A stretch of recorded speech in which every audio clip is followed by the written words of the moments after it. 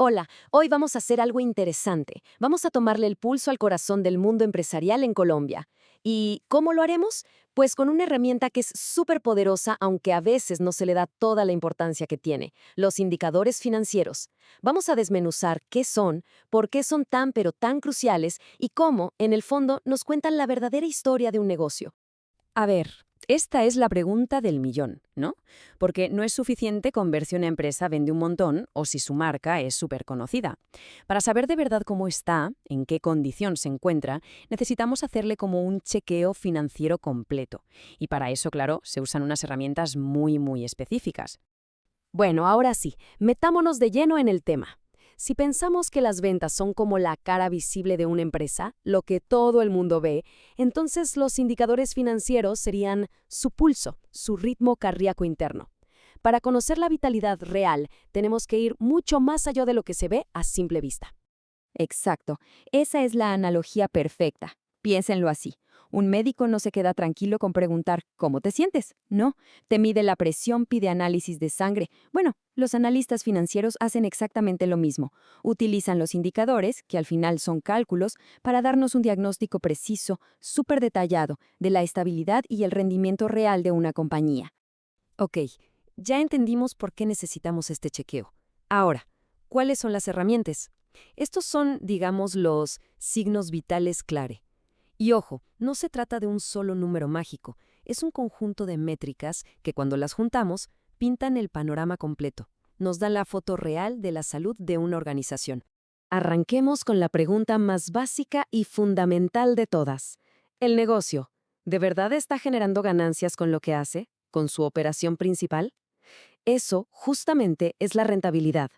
No se trata solo de ver cuánto dinero entra, sino de cuánto de ese dinero se queda en la empresa después de pagar absolutamente todos los costos y gastos. Ahora, fíjense qué interesante cómo se desglosa esto. El margen bruto, por ejemplo, nos dice si el producto o servicio en sí mismo es rentable.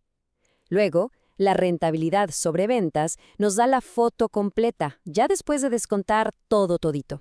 Y por último, la rentabilidad sobre el patrimonio. Esa nos dice si la inversión de los dueños, de los accionistas, de verdad está valiendo la pena. Son como tres ángulos distintos de la misma historia. Y esto nos lleva a un punto que es crucial. Este indicador, que muchos conocen como ROE por sus siglas en inglés, responde a la pregunta que se hace todo accionista. Oye, por cada peso que yo puso en esta empresa, ¿cuánto me está devolviendo? Es sin duda la medida definitiva del éxito para quienes han arriesgado su capital en el negocio. Muy bien, pasemos a otro signo vital importantísimo, la liquidez. Miren, una empresa puede parecer muy rentable en los papeles, pero si no tiene el efectivo, el dinero contante y sonante para pagar la nómina el próximo mes o a sus proveedores, está en problemas gravísimos. La liquidez es justamente eso, la capacidad de cumplir con las deudas de ya para allá. Y para medirla, aquí tenemos dos herramientas clave. La razón corriente es sencilla. Compara todo lo que la empresa puede convertir en dinero en menos de un año contra todo lo que debe pagar en ese mismo tiempo. Pero la prueba ácida es todavía más estricta. Es como una prueba de fuego. Hace el mismo cálculo, pero le quita los inventarios. ¿Por qué? Porque venderlos puede tomar tiempo. Así que esta prueba nos dice si la empresa podría pagar sus deudas urgentes sin necesidad de vender ni un solo producto más. Bueno, ya hemos visto indicadores de rentabilidad, de liquidez, pero, a ver, ¿de dónde salen todos estos números? Obviamente no se los inventa nadie. Salen de documentos oficiales de la empresa, que vendrían a ser como su historia clínica, su expediente médico financiero. Vamos a ver cuáles son. Aquí están los 4 pilares. El estado de situación financiera es como una fotografía. Nos muestra qué tiene y qué debe la empresa en un momento concreto. El de resultado integral es más bien la película. Nos cuenta las ganancias y pérdidas a lo largo de un periodo. El de flujos de efectivo, como su nombre lo dice, sigue el rastro del dinero. Y el de cambios en el patrimonio nos muestra cómo ha variado la inversión de los dueños. Y aquí podemos ver cómo todo encaja, ¿no?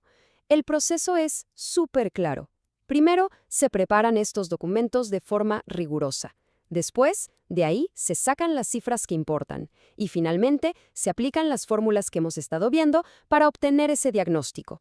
Es un flujo lógico estandarizado, y eso es lo que garantiza que el análisis sea confiable. Ya vimos las herramientas y de dónde sale la información. Pero para que todo este análisis funcione de verdad, para que podamos comparar una empresa colombiana con una, no sé, de Alemania, todo el mundo tiene que hablar el mismo idioma. Veamos cómo se logra crear ese lenguaje financiero universal. Pues resulta que Colombia hizo una transición importantísima. Antes se usaban normas locales, pero en 2009, con la Ley 1314, se empezó el camino para adoptar las normas internacionales de información financiera, las famosas NIF. Y ya desde 2015 su uso es obligatorio. Esto básicamente puso al país a hablar el mismo idioma financiero que los grandes mercados globales.